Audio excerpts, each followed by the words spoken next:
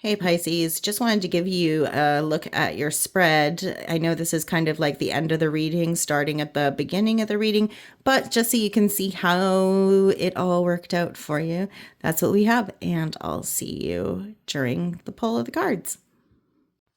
Hey Pisces, so we're going to do your weekly tarot for Sunday, August 17th. We're going to do 9 card spread using the Botticelli Tarot for you. My name is Ashley Dawn Watson. I've been doing tarot for 14, or since I was 14, which means I've been doing tarot for 26 years. Yeah, I wish I was 28. In any event, you can check the description box for everything you need to know, including where you can go to run a super comprehensive free natal chart that'll show you which your rising moon and Venus sign are, which you should also check the messages for. Also, just in case you were wondering, I also have a TikTok, which I can't get a blue check mark on because I don't have like 5 news stories about me to send them links to, because I'm just not that interesting. But nonetheless, sit back, get ready. This is 10-minute tarot on Sunday for you. And so we'll get started. Only taking flippers and jumpers for you today. Twist for fairness. Ooh, that was super sticky, that one. Pisces, Sun, Moon, Rising, and Venus. What do we have for you in the past, preceding this week? Okay, we have one face down. What else?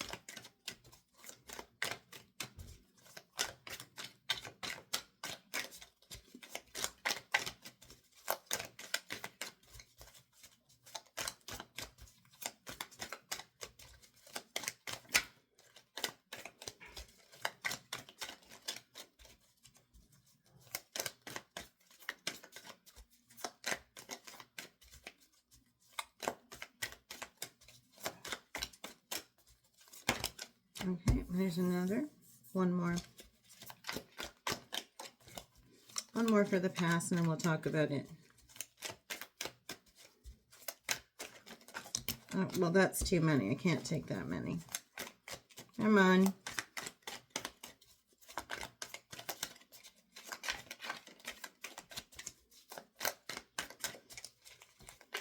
Participating in group activities could be a thing for you during the week. Okay, so we have one that fell, and that's the one I'm choosing to take. Let's go ahead and let's take a look at all 3 of these. So let's also make sure they're in order here. The 8 of Swords in the reverse, coming out of almost as if there's some negative self-talk or self-limiting beliefs that you're coming out of with the the 8 of Swords in the reverse. Devil in the reverse could have to do with indulgence or addictions or stuff that you're just not holding the appropriate amount of respect for when it comes to excess.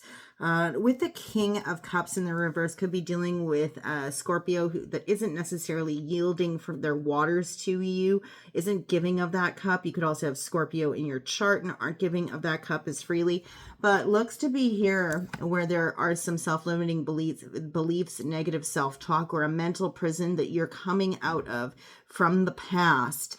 It is associated with excess. It's associated with greed, gambling, addiction such as alcoholism, shopaholicism, drug addiction, that kind of a thing. And if you're holding those things in appropriate respect, all things upon the earth that we should hold in with respect for, you can indulge. But if it's to the point of excess, like we would see with the Devil in the reverse, that's kind of what happens.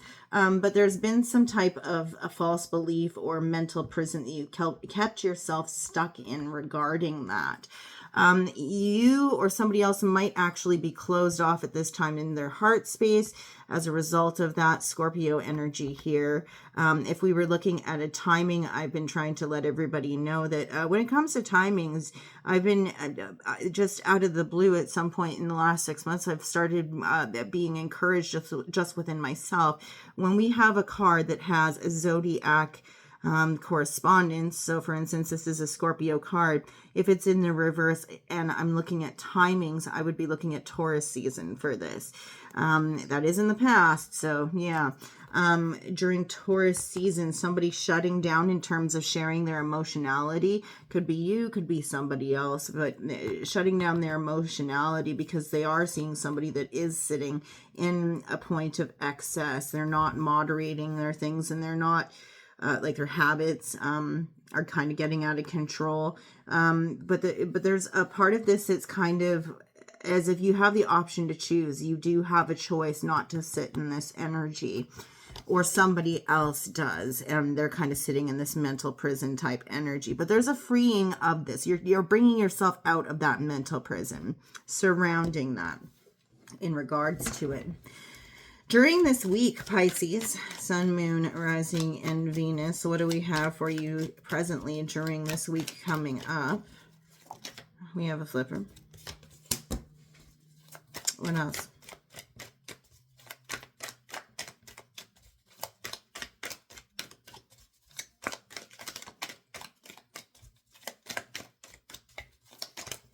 Okay. Oh, there's some conflict happening with that Five of Wands. There's going to be an argument about excess, about like an actual fight. Not a physical fight. More than likely, it'll just be some conflict and argument of sorts. It'll be a fight that has to do with the excess, the addiction, and it'll actually also, if you haven't already learned, that's why somebody's holding back their cup of emotion. That's when you'll find out, is during the argument. Let me speak to this a little bit further once I find it. Okay, so we've got 2 there that came out. I'll take the maximum of 3 when they fall out together. But with that being said, we have the Seven of Pentacles with it at the beginning here. So, Seven of Pentacles, reaping what one is sown. Have you been investing the appropriate time, energy, effort, even money into something? And it seems as if whatever you have invested in terms of energy, time, effort, what have you, is resulting in an argument. The argument does have to do with that devil up there. It has to do with excess, addiction. And like I said, during this argument, somebody's actually going to blurt out, well, that's why I'm not willing to offer you my cup. That's what they're going to say with that King of Cups up there in the reverse.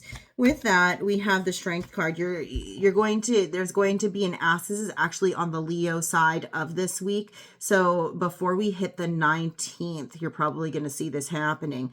Leo energy on the Strength card. This is a call for you to tame the inner beast. You're going to need to hold your temper. And it looks like you're doing so rather successfully. It's almost like you hit a point where it's like, okay, fair enough. Rather than arguing with somebody about this. It might be an injury to your pride. However, you are able to hold your temper, or at least this is a warning telling you to make sure that you keep your temper in check when you are engaging in this conflict. It could be with an Aries individual or somebody who is extremely warm, nurturing, in touch with animals, but also a leadership energy here with the Queen of Wands. Like I said, a very warm, nurturing, confident individual who has leadership capabilities, but an Aries individual. So also somebody who isn't one to shy away from an argument and doesn't give a shit about saying what they mean and meaning what they say when they feel that there's something that they're extremely passionate about. So that's coming up here. There could also be an argument about an Aries individual, feminine Aries individual that comes into play here. But I think it's more about what have you invested. There's an opportunity to get the low-hanging fruit here, but the argument is more about the fact that there is an addiction, or why somebody isn't coming in with their emotional investment. They're not emotionally invested in something because of addiction of some sort, or excess of some sort, or where time, energy, and effort were spent on the wrong things that could be considered indulgences that we should hold an appropriate level of respect for, but when they're not kept in check, they become addictions. It's going to be up to you. It's incumbent upon you during this time, though, in the week that we're looking at, to really try to look at that strength card and have the courage to hear somebody and not fly off the handle, because that is what the strength card is about here. Is about having the courage to hear somebody out and accept what they have to say, listen to what they have to say, and not reply from a space of anger. But do so from a firm-handed, decisive place, a confident space. Have the courage to be confident in hearing somebody out. Nurture what they're sharing with you. In the future for you, Pisces, Sun, Moon, Rising, and Venus, following the week that we're in, what do we have?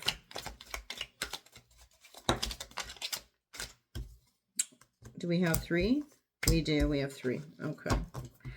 That makes it easy. 3 of Wands in the upright with the 10 of Pentacles and the upright 9 of Swords. Okay, so moving forward from this week, we have an energy where you're going to be surveying the land, kind of making decisions on what path moving forward is best for you from a patient, confident, creative thinking type of space. You're not going to be acting too hastily on anything with the 3 of Wands there. You'd really like to take your time with your decisions and make sure that you're acting out of your right mind, because it is tied to your legacy here. You also understand that if you do so and you act in this manner, that you have a better chance of living into your legacy. These are the things when we talk about legacy, we talk about the things that outlive our finite physical life on the planet. So it's knowing that you have bigger fish to fry. It's knowing that you have something that's important, something greater that you're putting your energy towards, that you're dedicating yourself towards, that you're building on, that will last a long time, that will last lifetimes, and not just within your own lifetime. With that, we do have the 9 of Swords. So there is a lot of anxiety, a lot of fear, a lot of sleepless nights, nightmares. And kind of like this can even be the grief bed or the sick bed. So there is nervousness attached to your legacy here. Even though you're trying to act carefully, you're not trying to shoot from the hip and just embark on something without the forethought. The careful forethought, and you have your legacy in mind in terms of this. You could also be experiencing some worry about your legacy. You could also have achieved some semblance of legacy, but then be worried about what that means moving forward. What are your next steps? Who do I leave this legacy to? Is it enough? So scarcity mindset could also be important here. But that's what we're seeing here. And it could just be that you're not well, that you're grieving something. Maybe somebody has brought legacy to you and you're grieving. It'll just depend, right? It could also be that, because of this discussion of the previous week and even the thoughts of the past, that you're sitting back and you're taking stock of the conflict of the current week. And really deciding for yourself, is that the legacy that you want to leave, and that's not the case. Fair enough. But then, sometimes when we go away from conversations and we take stock of conversations after the fact, that's where we start to have anxiety about, is that person, are they the only one who believes that? Or is this the legacy that I am leaving? Is it done and dusted and I don't have an opportunity to change it? You have a choice at any moment to change things for yourself. And I think what we need to remember is that 8 of Swords in the reverse up top in the recent past, where you did acknowledge for yourself that sitting in negative self-talk, and a self-limiting belief is going to keep you locked onto the wrong path just by affirming for yourself things from a crappy mindset. So just remember, it is only it's a figment of your imagination. It's, like I said, a mental prison. It's not necessarily real. Anxieties are not real. They are fears that we have that play on repeat in our heads. You still have the opportunity and the choice to change those things for yourself. There is no such thing as a default future. So then make sure that you're not living into default futures here. Thank you. Default futures.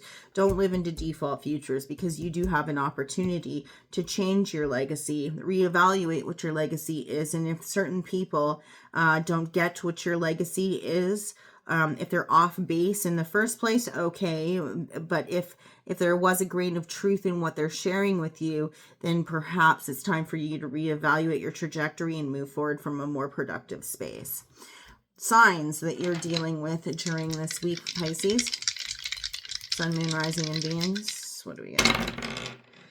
Yourself, 2 Pisces. You might be a triple Pisces individual, but Aries and Scorpio came out as well. So please do make sure that you do this if this made sense to you, but also come back next week. For the next week and a half, I'll be doing the September readings as well, the monthlies. So we'll see you when we see you next, and hope this worked out for you. It's just a week, okay?